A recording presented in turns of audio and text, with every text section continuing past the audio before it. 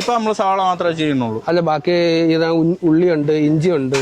അല്ലേ, നമ്മൾ ഇഞ്ചിയിലോട്ടൊന്നും അങ്ങനെ അധികം പോകുന്നില്ല. അപ്പൊ നമ്മൾ ഇത് സവാള മാത്രം നോക്കുന്നു. സവാള മാത്രം. ഞാൻ മുമ്പ് കൂലിക്ക് പോയിക്കൊണ്ടിരുന്ന വണ്ടിയിൽ സവാളയാ.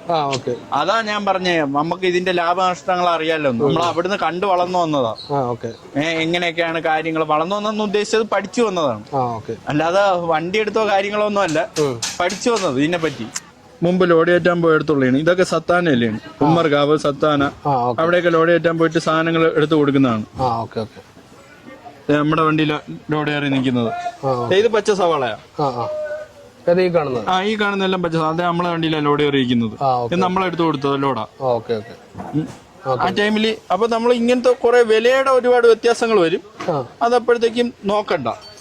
അത് നമുക്ക് ഇപ്പൊ കണ്ടിന്യൂസ് ഇപ്പൊ കറക്റ്റ് ഒരു വില പറയാൻ പറ്റത്തില്ല. സാധനത്തിന്റെ ക്വാളിറ്റിയും ആൾക്കാർക്ക് എന്ത് സാധനമാണോ വേണ്ടത് അതിനനുസരിച്ചിട്ടുള്ള വിലയെ വരത്തുള്ളൂ. ഞാൻ നേരത്തെ പറഞ്ഞില്ല, ആ ചെറിയ സാധനങ്ങൾ നമ്മളവിടെ പോകത്തില്ലല്ലോ. ആരും മേടിക്കുമല്ലോ ഇല്ല.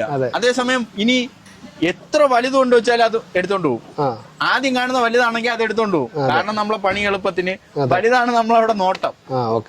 അപ്പൊ അത് നമ്മൾ ഡയറക്റ്റ് എത്തിച്ചു കൊടുക്കും. അത് നമ്മൾ ചെയ്തു കൊടുക്കുന്നതാണ്. ആ രീതിയിൽ താല്പര്യമുള്ളവർക്ക് കോൺടാക്ട് ചെയ്യാം. എന്തെങ്കിലും ഡൗട്ട് ഉള്ളവർക്കും വിളിക്കാം.